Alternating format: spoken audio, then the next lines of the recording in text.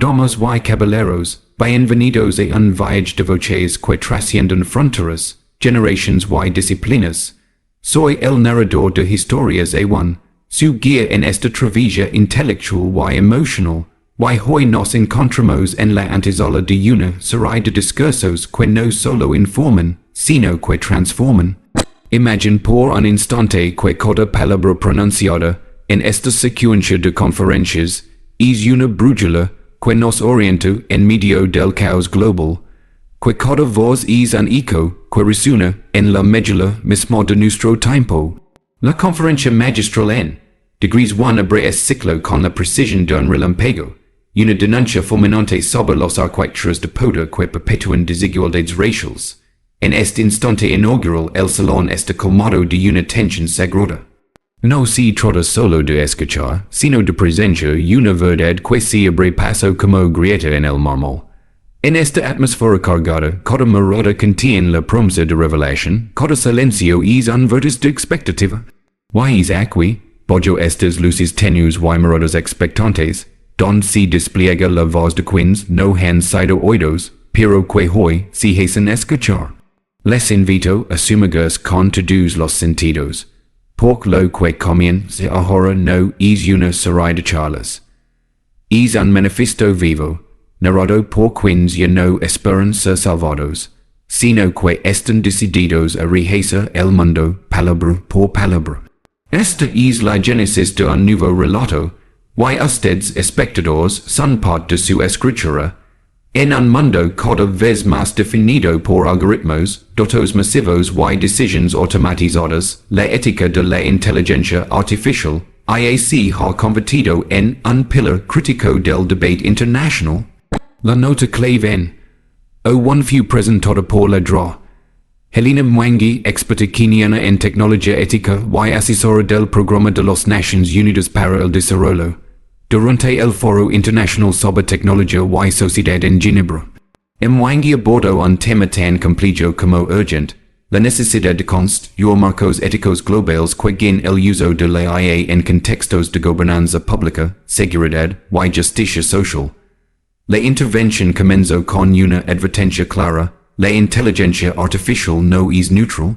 Detrás de cada algoritmo hay decisiones humanas, sesgos heredados, y estructuras de poder que influyen en su diseño y aplicación. Mwangi ofreció ejemplos contundentes. Sistemas de reconocimiento facial que fallan con rostros oscuros.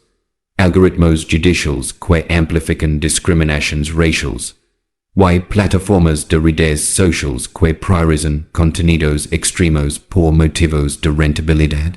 Estos casos ilustraron cómo la IA, sin una base ética sólida, no solo reproduce las desigualdades existentes, sino que puede intensificarlas.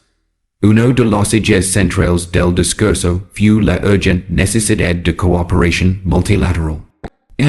Mwangi insistió en que ningún país, por más avanzado tecnológicamente que éste, puede resolver por sí solo los desafíos éticos de la IA. Propuso la creación de una Carta Ética de Inteligencia Artificial Global, impulsada por una alianza entre la ONU, la Unión Africana, la EU, y organizaciones independientes de la sociedad civil. Dicha carta debería incluir principios universales como la transparencia algorítmica, la responsabilidad humana en la toma de decisiones automatizadas, y el derecho ciudadano a entender y cuestionar cómo sus datos son utilizados por sistemas de IA. También se abordó el papel de las potencias tecnológicas. Mwangi fue crítica, aunque diplomática, al referirse al dominio que Silicon Valley y empresas chinas ejercen sobre la producción global de sistemas de IA.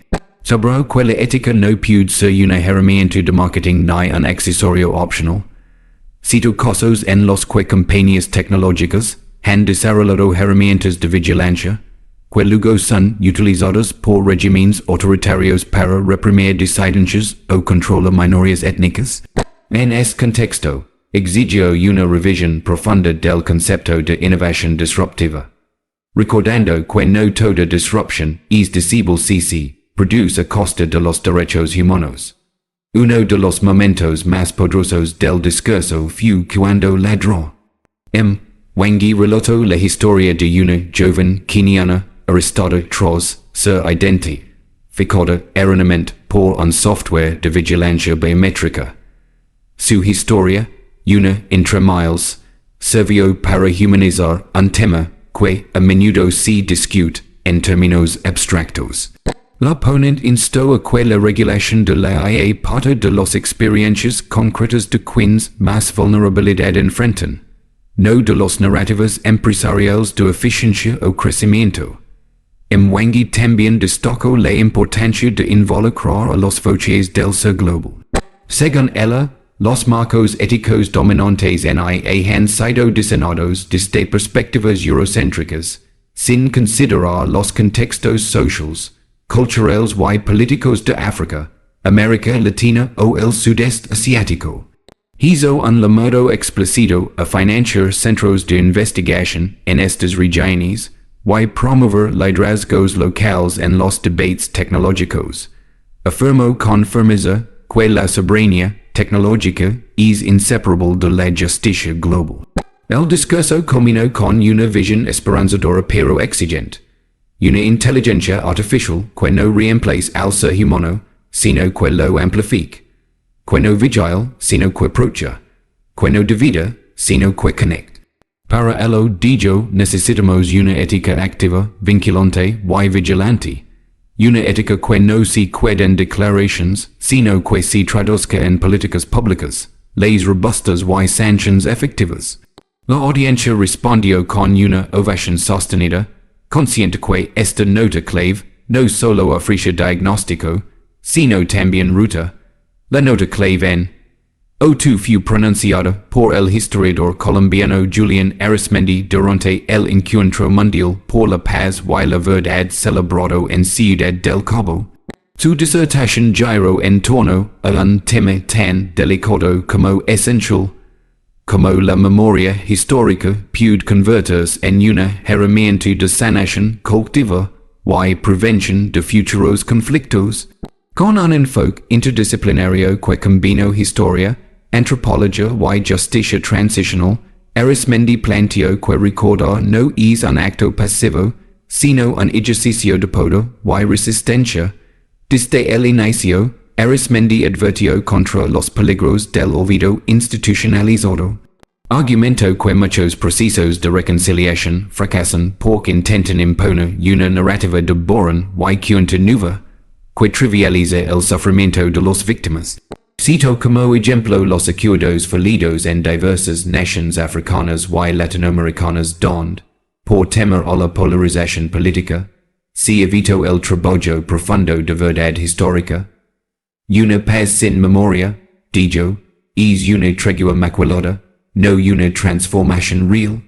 El ponente ofreció un análisis detallado del proceso colombiano de paz con los FARC, mostrando cómo los testimonios de víctimas se convirtieron en pilares para el diseño de mecanismos de justicia restaurativa.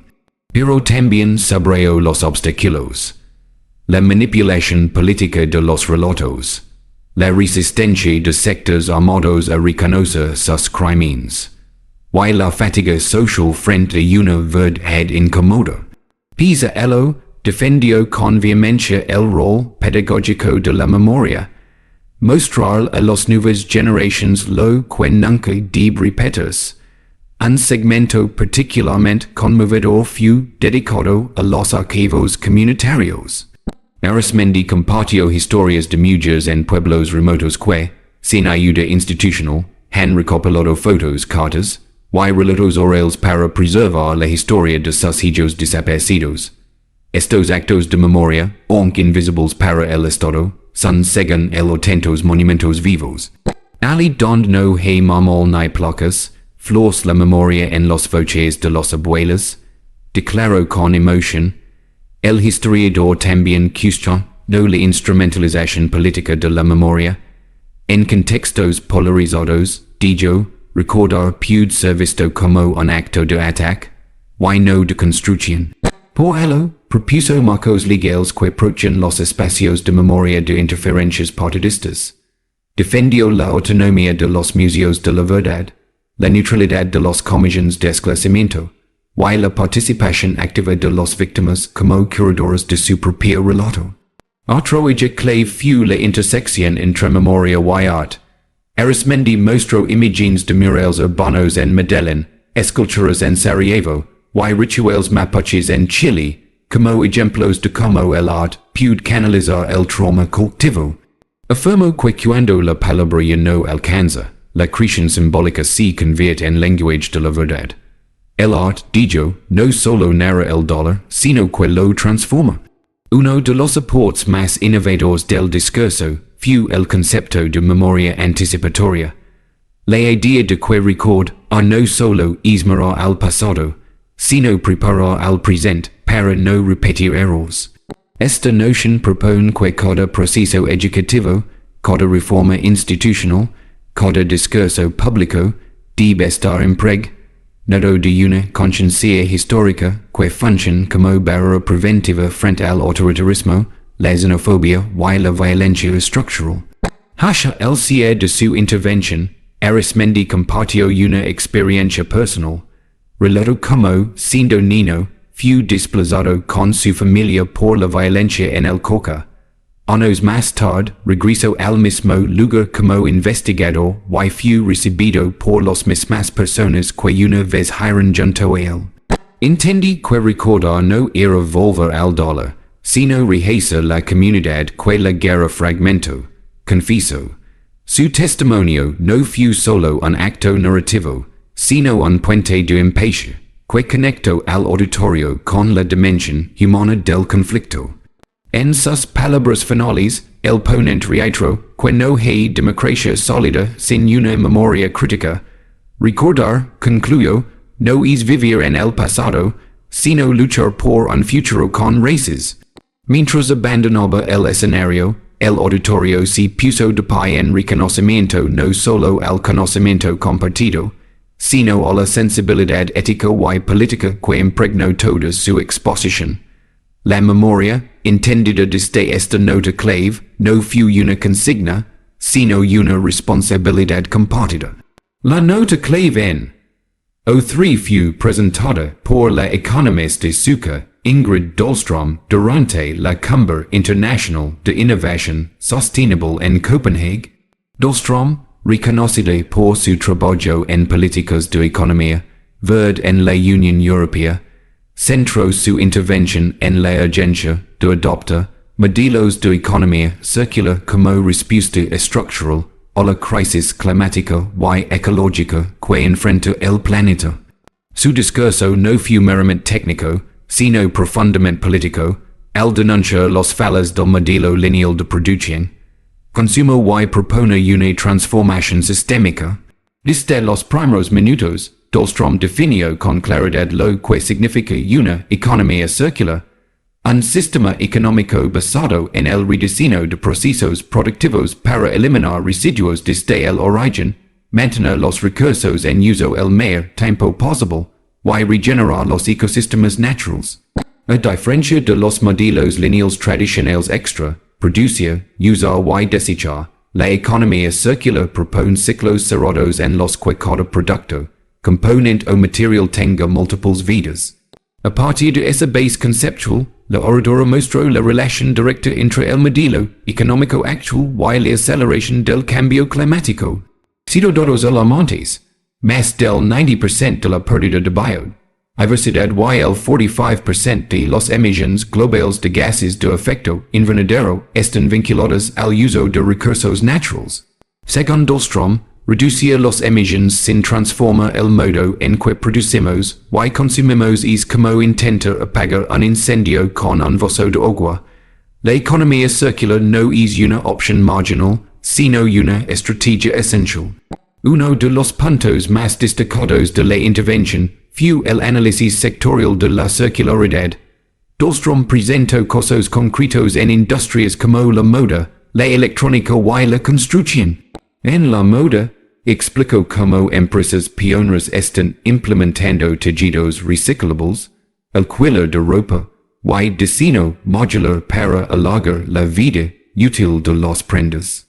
En el sector electrónico, se refirió a iniciativas que obligan a los fabricantes a producir dispositivos reparables, con piezas intercambiables y actualizaciones de software que no obsolescen artificialmente los productos. En la construcción, destacó proyectos urbanos que reutilizan materiales de edificios demolidos, y donde cada nuevo desarrollo urbano comienza con un inventario de recursos existentes en lugar de comprar materiales virgins. Además de los beneficios ambientales, Dahlstrom destacó las oportunidades económicas y sociales. La transición hacia una economía circular podría generar millones de empleos verdes, revitalizar economías locales y reducir la dependencia de materias primas importadas. Sin embargo, advirtió que esto solo será posible si se acompaña de políticas públicas robustas. Subrayó que el mercado, por sí solo, no tiene incentivos suficientes para impulsar este cambio. Se necesitan regulaciones que penalicen el despilfarro, subsidios para la innovación circular, y incentivos fiscales para empresas que cierran ciclos productivos. Otro elemento crucial fue la perspectiva global. Dahlstrom insistió en que la economía circular no puede ser un privilegio del norte global. Las reglas del juego deben incluir transferencia tecnológica, cooperación internacional y respeto por las realidades locales. Denunció que, actualmente, muchas prácticas de reciclaje en países industrializados se sustentan en la exportación de residuos a países del sur, donde se gestionan en condiciones precarias y contaminantes. No se trata de desplazar el problema, sino de rediseñar la solución, afirmó con firmeza. La economista también abordó la dimensión cultural de la transformación. Para ella, una verdadera transición circular requiere un cambio profundo en nuestra forma de entender el consumo, el valor y la propiedad. Habló de nuevos modelos de negocio basados en el exceso y no en la posesión, como el uso compartido de bienes, la reparación comunitaria y la valorización del trabajo manual. Necesitamos una ética de la suficiencia que reemplace la lógica del exceso, expreso, apelando a una transformación de valores más allá de la tecnología. Uno de los momentos más aplaudidos del discurso fue la mención a las comunidades indígenas. Dahlstrom reconoció que muchas de las prácticas que hoy se presentan como innovadoras ya existen desde hace siglos en cosmovisiones ancestrales que viven en armonía con la naturaleza. Abogó por una integración respetuosa de estos saberes en las políticas públicas, superando el colonialismo epistémico que ha marginado estas voces. Así, la economía circular no solo sería una solución técnica, sino también una oportunidad para sanar las relaciones históricas entre humanidad y planeta. En el tramo final, la ponente presentó un plan de acción en 5 pasos: rediseñar, reducir, reutilizar, reparar y regenerar. A cada uno le asignó ejemplos prácticos, instrumentos legales y recomendaciones para su aplicación en políticas nacionales y regionales. Fue una invitación a pasar del discurso a la acción, respaldada por datos, casos exitosos y una visión de futuro clara y cohesionada. La nota clave fue presentada por el filósofo y tecnopolítico portugués Rui Nogueira en el Congreso Internacional sobre Sociedad y Democracia Digital celebrado en Barcelona. Su intervención abordó uno de los debates más tensos del presente: cómo garantizar la soberanía ciudadana y la calidad democrática en un entorno cada vez más mediado por algoritmos opacos, plataformas digitales concentradas y formas de control invisibles. Lejos de ofrecer soluciones fáciles, Nogueira se adentró en las contradicciones estructurales del presente digital. El inicio del discurso fue provocador. La democracia esté siendo programada por intereses privados sin supervisión pública. Con esta afirmación, captó la atención del auditorio y abrió un análisis incisivo sobre el papel de los grandes tecnológicos en la arquitectura del discurso público. Según Noguera, plataformas como Facebook, ex anteriormente Twitter, TikTok o Google ya no son simples intermediarios de información, sino verdaderos editores algorítmicos que moldean lo que vimos, pensamos y votamos. Esta concentración de poder es incompatible con los principios democráticos de pluralismo, transparencia y participación. A lo largo de su intervención, el ponente desarrolló la noción de agocracia, un nuevo régimen de gobernanza basado en sistemas automatizados de decisión que sustituyen a mecanismos deliberativos tradicionales. En este modelo, decisiones fundamentales desde quien reciben crédito, hasta que noticias se hacen virales o que candidatos aparecen más visibles en los búsquedas son tomados por algoritmos que nadie puede ordenar. Noguera advirtió que esta delegación de poder no solo erosiona la agencia ciudadana, sino que redefine los marcos mismos del poder político. Uno de los ejes más desarrollados fue el impacto de las plataformas digitales en los procesos electorales.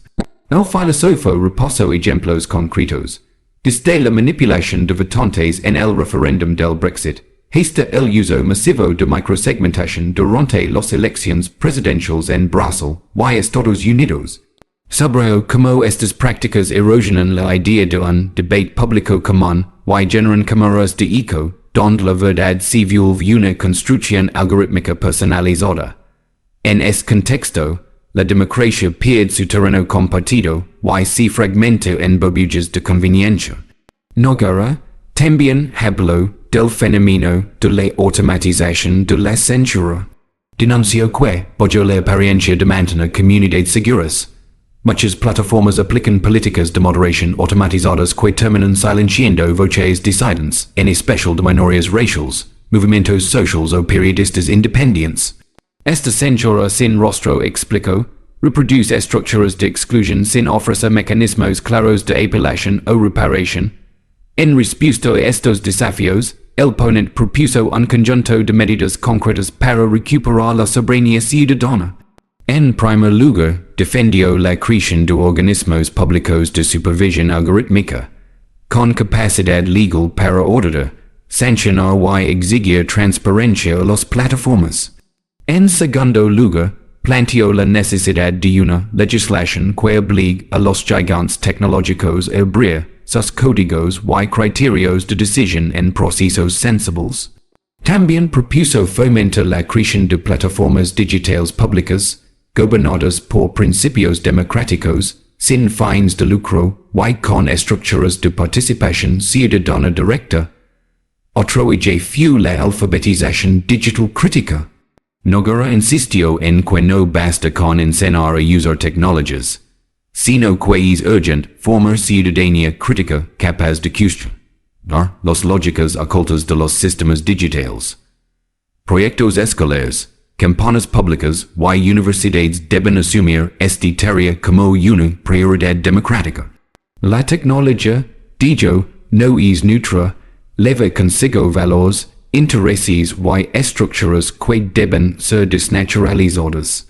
A lo largo del discurso, el ponente citó a pensadores como Hannah Arendt, Bayern, Shulhan y Shoshana Zuboff para articular una reflexión que combinó análisis filosófico con propuestas prácticas. En una de las frases más recordadas, afirmó, si el poder se esconde tras líneas de código, nuestra resistencia debe comenzar descifrando el algoritmo. En la parte final, Noguera presentó casos inspiradores de resistencia digital. Desde cooperativas de plataformas en España, hasta movimientos por la neutralidad de la red en India, mostró que una Internet democrática no solo es posible, sino que ya se está construyendo en los márgenes. Estos ejemplos fueron presentados como similares de un nuevo paradigma. Una ciudadanía digital activa, empoderada y capaz de disputar el destino mismo del espacio publico digital. La nota clave en. O5 fu pronunciada por la activista y jurista colombiana Ana Sofía Mendoza en el marco del Foro Global de Derechos Ambientales celebrado en Oslo. Con una mezcla de pasión, precisión legal y compromiso ético, Mendoza abordó uno de los temas más complejos del debate climático contemporáneo: la justicia intergeneracional. Su intervención no se limitó a una defensa abstracta del futuro, sino que presentó una estructura argumentativa robusta que ancló los derechos de las generaciones venideras en principios jurídicos, éticos y políticos concretos, delineando una propuesta transformadora de gobernanza ecológica global. La ponente abrió su exposición con una afirmación poderosa: si la justicia no trasciende el presente, entonces no es justicia, sino privilegio disfrazado de legalidad. A partir de esta premisa, Mendoza introdujo el concepto de deuda climática intergeneracional, señalando cómo las decisiones tomadas por gobiernos, corporaciones y sociedades actuales están hipotecando el bienestar, la salud y la seguridad de quienes aún no han nacido. Apoyándose en informes científicos, evidencias del IPCC, y foros judiciales recientes en Europa y América Latina, delineó un argumento jurídico que exige reconocer a las generaciones futuras como sujetos de derecho. Uno de los momentos más impactantes fue la exposición de casos emblemáticos en los que tribunales nacionales han comenzado a reconocer los derechos de las futuras generaciones. Cito el histórico foro del Tribunal Constitucional de Alemania en 2021, que ordenó al gobierno revisar su ley climática por considerar que no protege suficientemente a los jóvenes y a las generaciones venideras. También mencionó el caso de Colombia, donde la Corte Suprema reconoció a 25 niños como demandantes legítimos en defensa de la Amazonia, argumentando que los donos ecológicos vulneraban sus derechos fundamentales a un ambiente sano y a la vida digna. Mendoza no se limitó a lo jurídico. Con una mirada integral, también abordó las dimensiones culturales y filosóficas de la justicia intergeneracional. Hizo referencia a cosmovisiones indígenas que entienden el tiempo no como una línea recta, sino como un ciclo don pasado, presente y futuro coexisten. En esas tradiciones, explicó, el equilibrio con la naturaleza no se basa en derechos individuales, sino en responsabilidades colectivas que trascienden una sola vida. La oradora propuso que los sistemas legales occidentales deberían incorporar esta lógica ética como contrapeso a la mirada extractivista dominante. Un punto crucial del discurso fue la crítica al cortoplacismo de las democracias liberales. Mendoza argumentó que los sistemas políticos actuales están diseñados para responder a ciclos electorales y no a horizontes de largo plazo.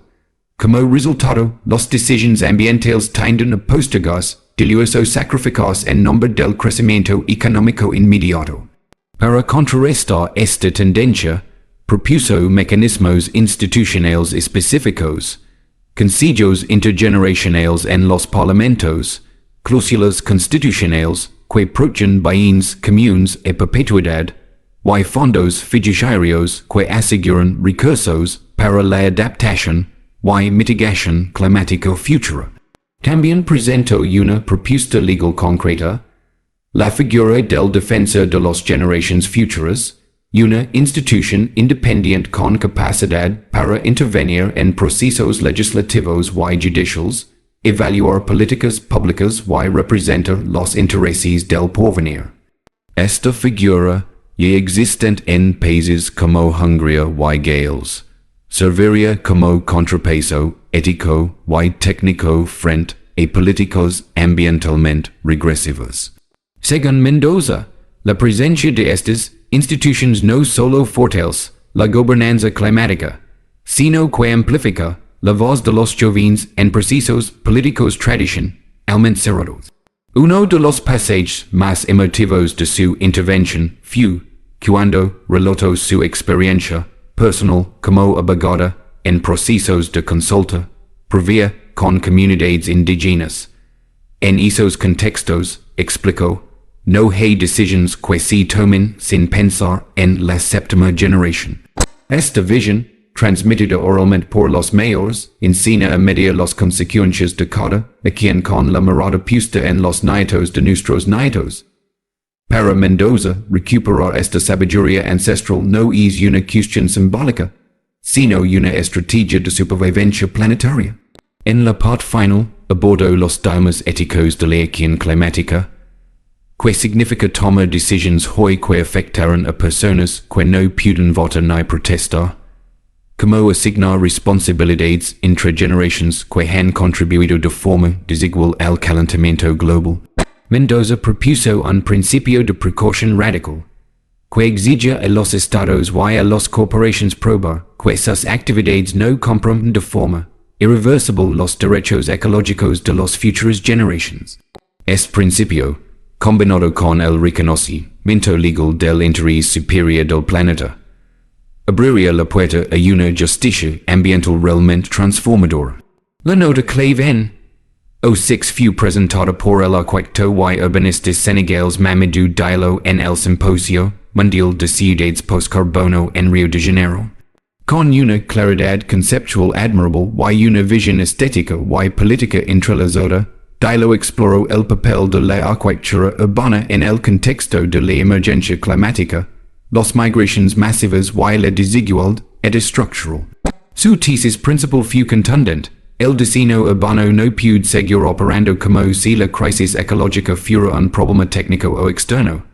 Al contrario, debe asumir un rol político central en la construcción de justicia espacial. Diallo comenzó su intervención planteando una paradoja. Las ciudades, que representan solo el 2% del territorio del planeta, son responsables de más del 70% de las emisiones de carbono, y concentran las mayores desigualdades sociales. En ese contexto, argumentó que la forma de la ciudad no es neutra. Los patrones de urbanización, la segregación espacial, la infraestructura de transporte, y el exceso desigual de espacios verdes configuran, no solo como vivimos, sino quien vive, y quien mira ante el colapso climático. Uno de los aspectos más innovadores de su intervención fue la articulación entre el derecho a la ciudad y la justicia ecológica.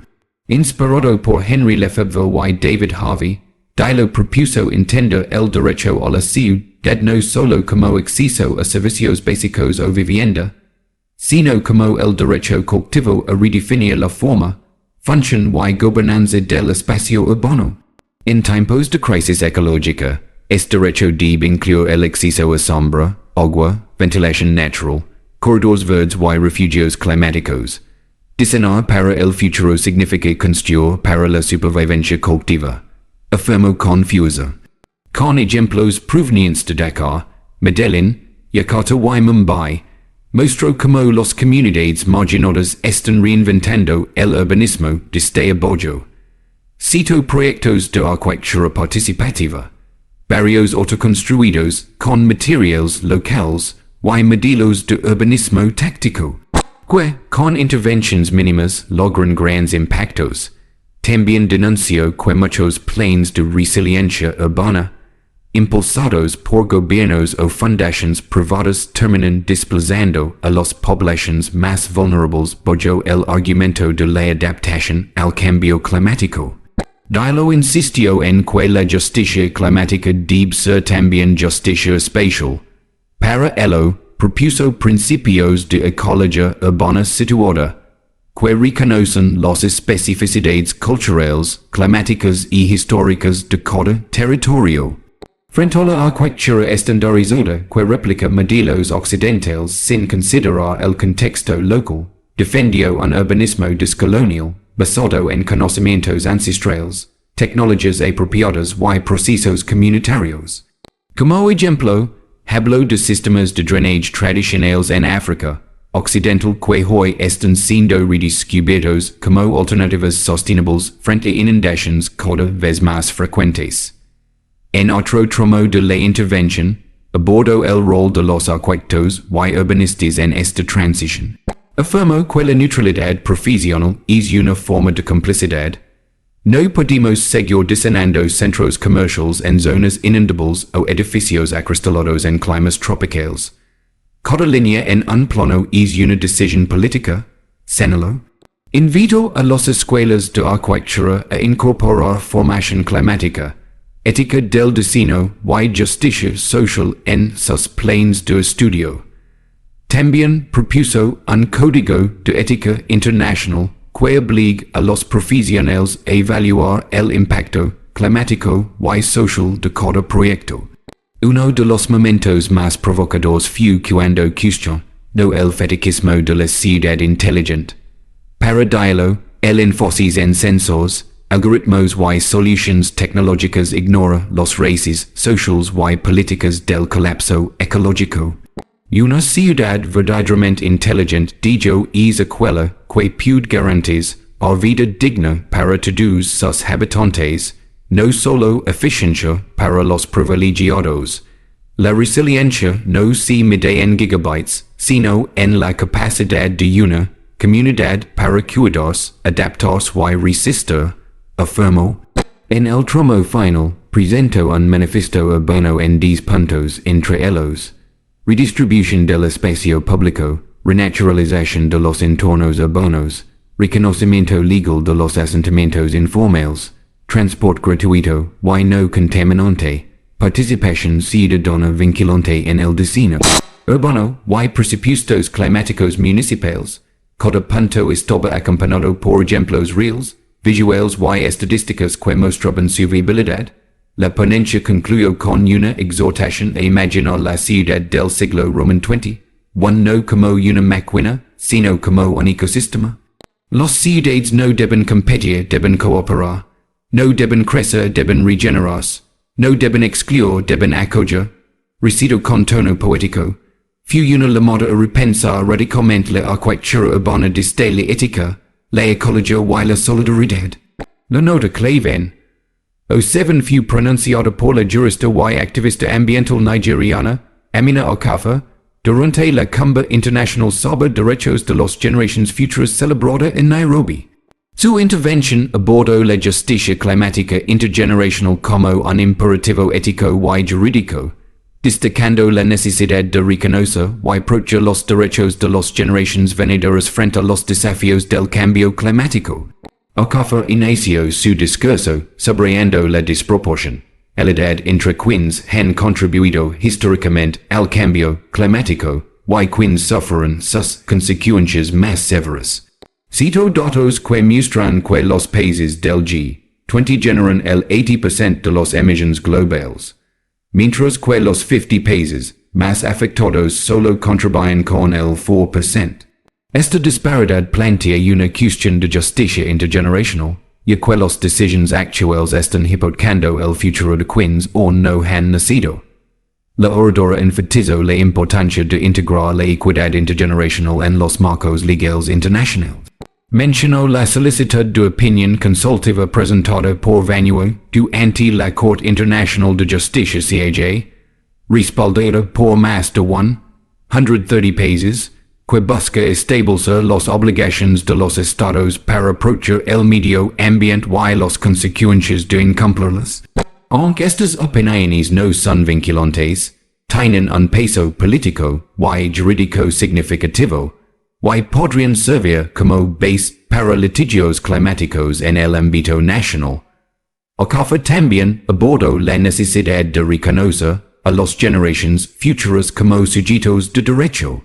Propuso la creación de instituciones como el defensor de las generaciones futuras, con capacidad para intervenir en procesos legislativos y judiciales, evaluar políticas públicas y representar los intereses del porvenir. Esta figura ya existe en países como Hungría y Gales, y su implementación a nivel global fortal sería la gobernanza climática y amplificaría la voz de los jóvenes en procesos políticos tradición, cerrados. La juris, de destaco la importancia de incorporar cosmovisions indigenas que entienden el tiempo no como una línea recta, sino como un ciclo don pasado, present y futuro coexisten. En estas tradiciones, el equilibrio con la naturaleza se basa en responsabilidades colectivas que trascienden de una sola vida. Recuperar esta sabiduría ancestral no es una cuestión simbólica, sino una estrategia de supervivencia planetaria.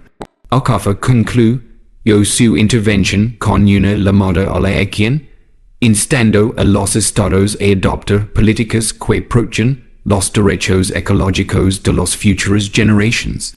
Propuso un principio de precaución radical que exige a los estados y a las corporaciones probar que sus actividades no comprometen de forma irreversible estos derechos.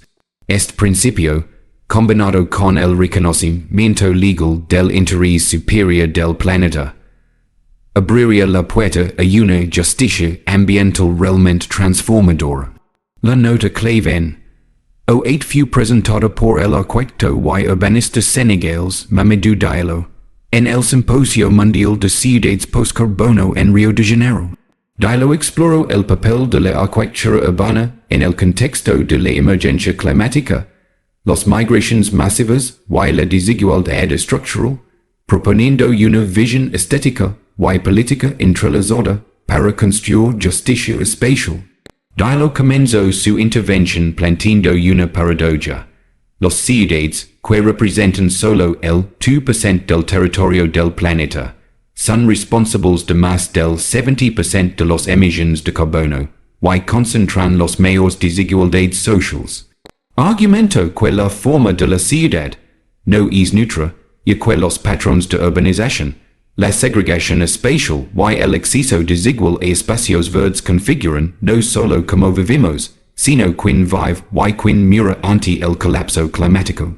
El urbanista propuso entender el derecho a la ciudad no solo como acceso a servicios básicos o vivienda, sino como el derecho colectivo a redefinir la forma, función y gobernanza del espacio urbano.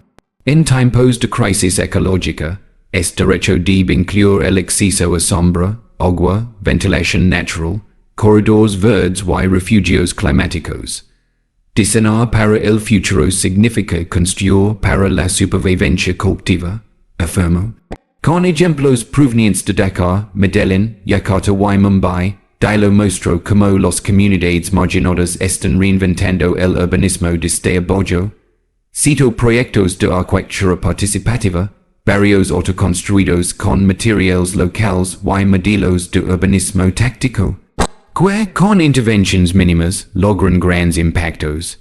También denunció que muchos planes de resiliencia urbana, impulsados por gobiernos o fundaciones privadas, terminan desplazando a las poblaciones más vulnerables, bajo el argumento de la adaptación al cambio climático.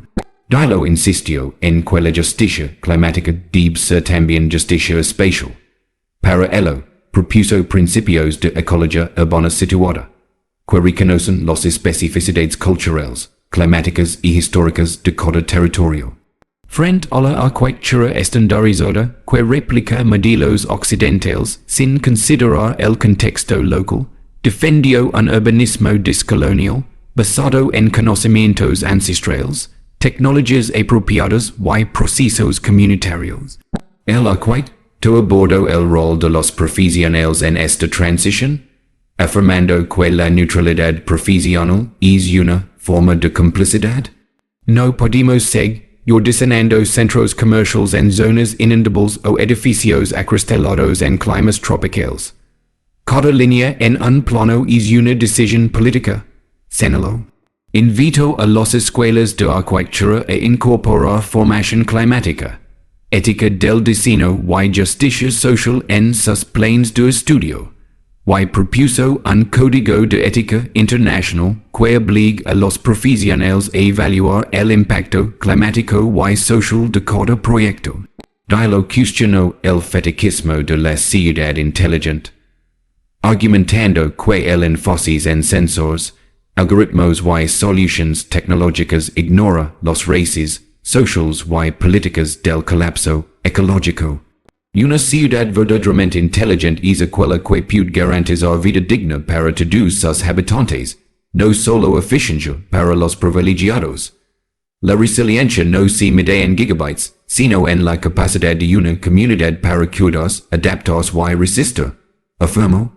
En el tramo final, presento un manifiesto urbano en 10 puntos entre ellos: redistribución del espacio público, renaturalización de los entornos urbanos, reconocimiento legal de los asentamientos informales, transporte gratuito y no contaminante, participación ciudadana vinculante en el diseño urbano y presupuestos climáticos municipales. Cada punto estaba acompañado por ejemplos reales, visuales y estadísticas que mostraban su viabilidad. Dilo concluyó su ponencia con una exhortación a imaginar la ciudad del siglo Roman XX, no como una máquina, sino como un ecosistema. Las ciudades no deben competir, deben cooperar, no deben crecer, deben regenerarse, no deben excluir, deben acoger. Recito con tono poético. Fu una la moda a repensar radicalmente la arquitectura urbana desde la ética, la ecologia y la solidaridad. Y así, con cada palabra talida en esta secuencia de verdades vividas, se cierra el círculo de este serie magistral presentada por un storyteller. Pero recuerden, el final de una historia poderosa no es un punto, sino un umbral. Si alguna frase les sacudió, si alguna mirada les interpeló, si alguna idea los acompañara al dormir, entonces ya son parte de este trauma. Den me gusta, comenten, comparten, y sobre todo, no suelten el hilo. Porque muchas más historias por contar, y el mundo necesita oídos atentos. Hasta la próxima verdad.